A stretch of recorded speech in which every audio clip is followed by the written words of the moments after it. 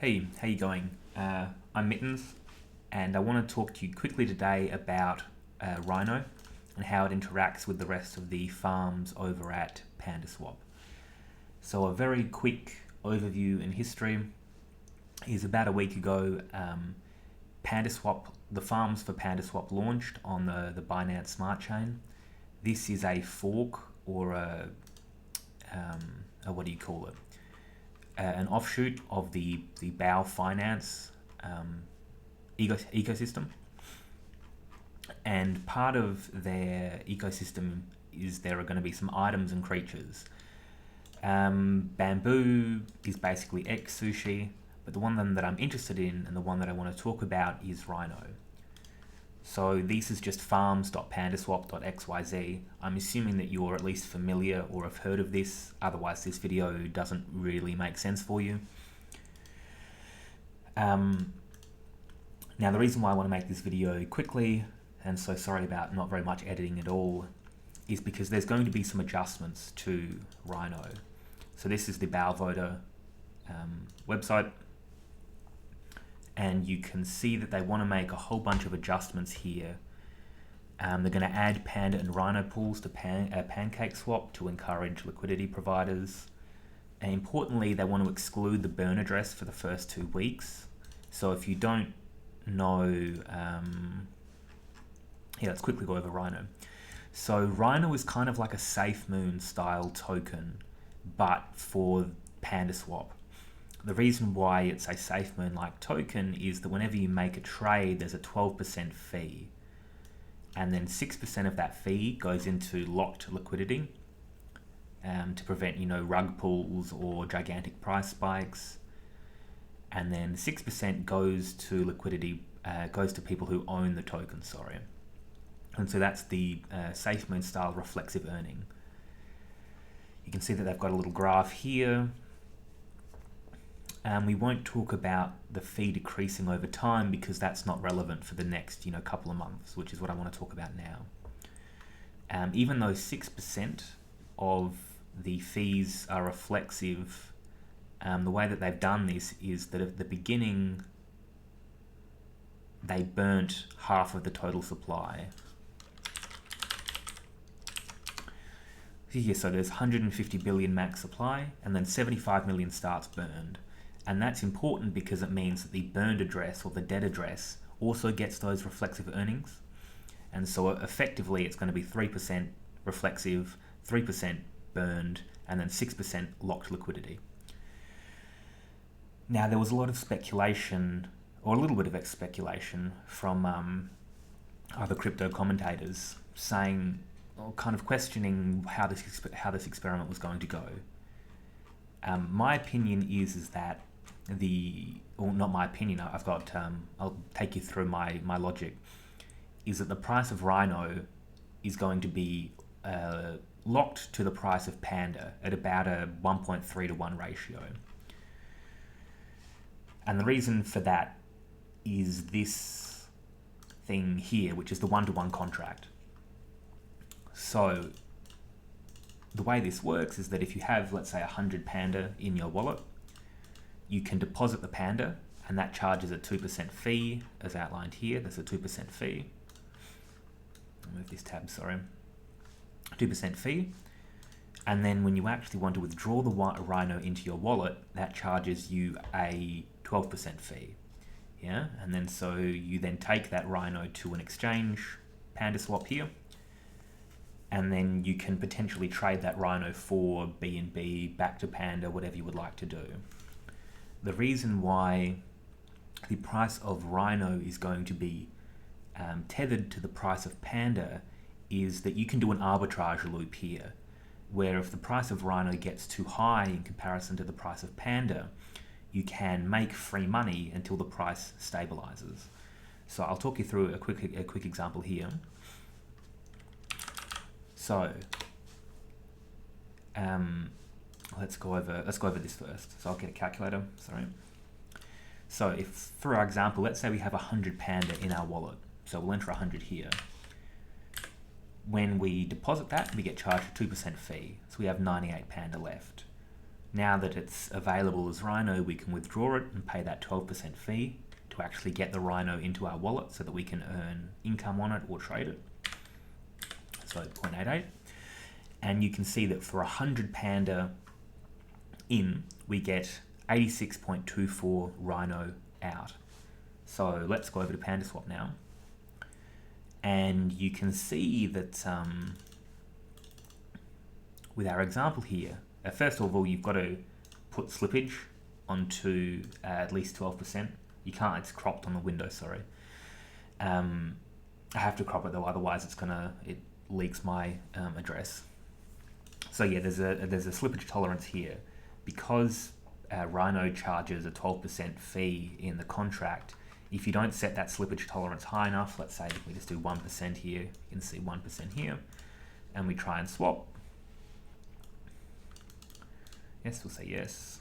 It's going to give us this, that there's insufficient output, right? And so it's not until we set that slippage tolerance nice and high that we can make a trade. So in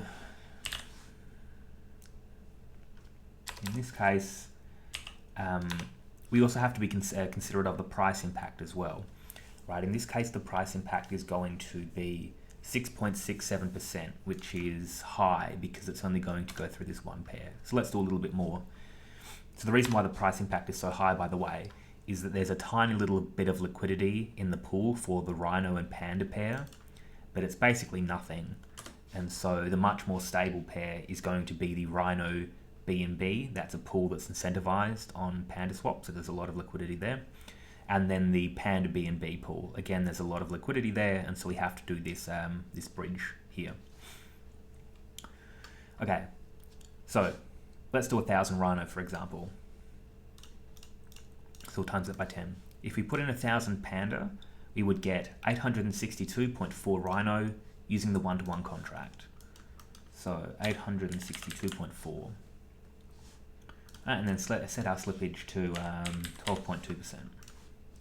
12.1 should be fine. Right, we have to set our slippage to 12% plus our whatever our price impact is. In this case, it's very low, so just a tiny bit over 12% is fine. Now, 862.4 Rhino. We don't worry about this number because this doesn't include the slippage. We're going to worry about the minimum received here. And so in this case, we're going to get 1,031 Panda, right? And this means that the price, this 1.34 Panda per Rhino, is too high because we can perform arbitrage on this. So if I did this trade, I would get 1,032 Panda, yeah? That's the minimum received. And then I can take my 1,032 Panda back to this one-to-one contract. And if I put 1,032 in, times by, lose 2% here, times by, lose 2% there, I can withdraw 889 or 890 Rhino. And then I can take my 890 Rhino back to here and do the loop again. In each case, I'm generating free money. Right, in this case, I would have earned about 30 Rhino, which is, Rhino's about 3 cents. Yeah, okay, you can just see it here. Rhino's about 3 cents each, right? And so a profit of 30 Rhino times by 3 cents is about 90 cents worth of profit. In this case, or in all cases, sorry, a loop of this arbitrage costs you 3 transactions. That's because there's one transaction to deposit the Panda and put it into this contract, and then withdrawing the Rhino into your wallet is another transaction, and then finally doing this swap to get back to our original Panda is another transaction. So the 3 transactions that you do, that price has to be cheaper than the fees that you're going to incur on the Binance Smart Chain. And in this case, 90 cents for 3 transactions is probably about equilibrium, right? If I wanted to earn more on the arbitrage to make it worth it, I can max out my Rhino here. In this case, I've got 65,000 Rhino or thereabouts.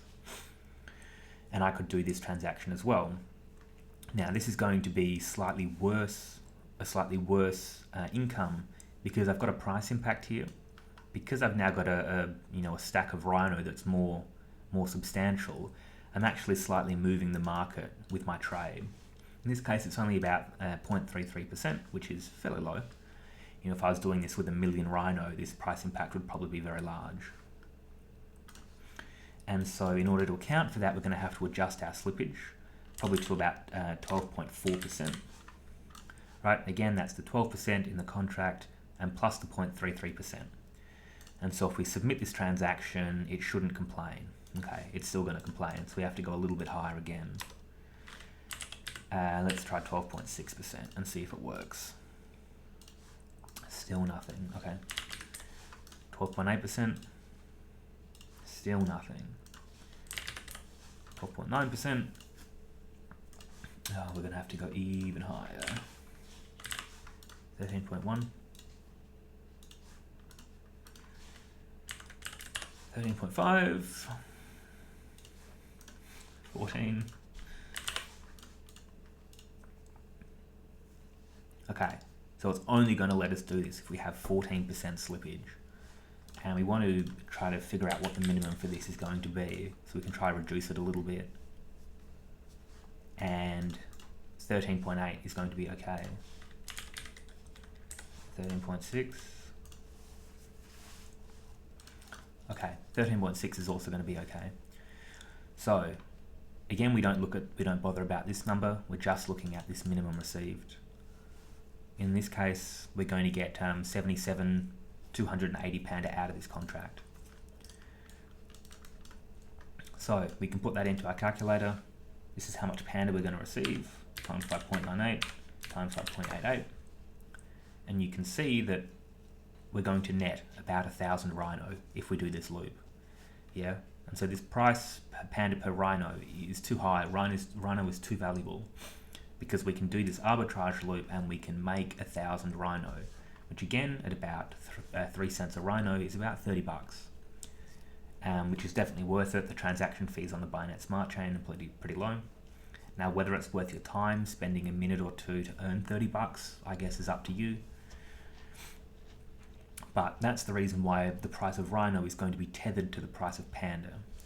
The reason I release this video with urgency is because this bow voter is going to change the tokenomics of Rhino, which is going to make this sort of arbitrage more difficult, or it's going to remove it, basically. So yes, they said that Rhino had some promising behaviors, blah, blah, blah. We made the ratio of existing Rhino tokens to Panda tokens too aggressive to start. So they're saying that this one-to-one contract swapper was basically a mistake. And there were apparently there were going to be 15 billion Rhino available in the one-to-one contract swapper.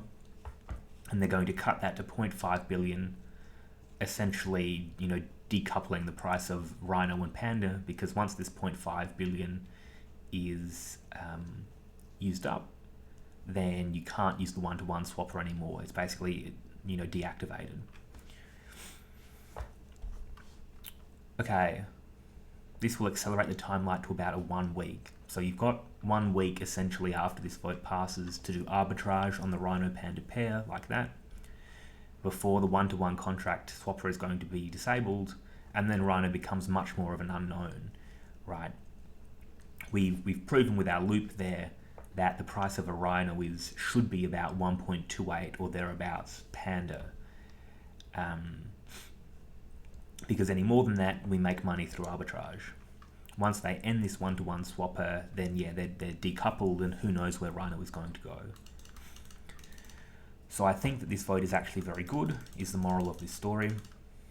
I think that it's dumb for the price of Rhino to be locked so hard to the price of Panda, because again, as soon as it moves just a little bit, we just make money and bring them back to the right ratio.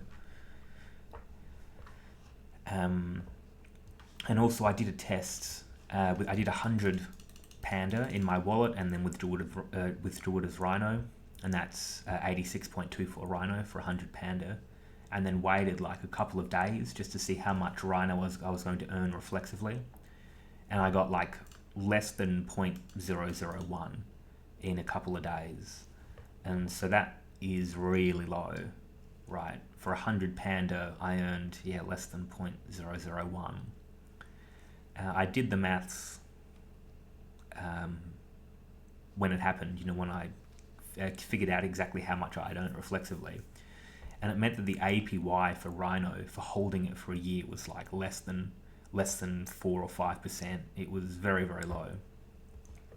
No, I think it was about 0.4 or 0.5%, which is obviously pathetic in the cryptocurrency space. Just clicking random buttons on a website is going to make you more money in cryptocurrency at the moment than earning 0.4 or 0.5% for a year on your, potential creature-based shitcoin. So yeah, the returns were really bad. And so by excluding a whole bunch of the addresses, in particular the dead address, you're going to be getting at least double, hopefully more like, 5 or 6 times the amount of reflexive earning, because they're also going to remove the liquidity provider pools from reflexive earning.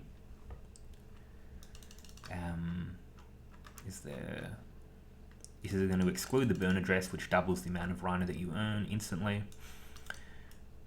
The community vault, founder address, and swapper contract will all be excluded, and so that could be another double or tripling again, because the swapper contract holds a tremendous amount of Rhino. It said it had 15 billion that it was earning money on.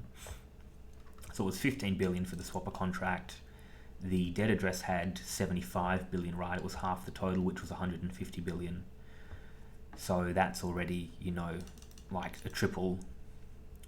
The founder address, I'm not sure how much the founder address had. I think it was about 15 or 20% of the total supply. And the community vault was another 10 or 15% too. And so yeah, you're going to be earning like 4 or 5 times the amount of Rhino reflexively after this vote.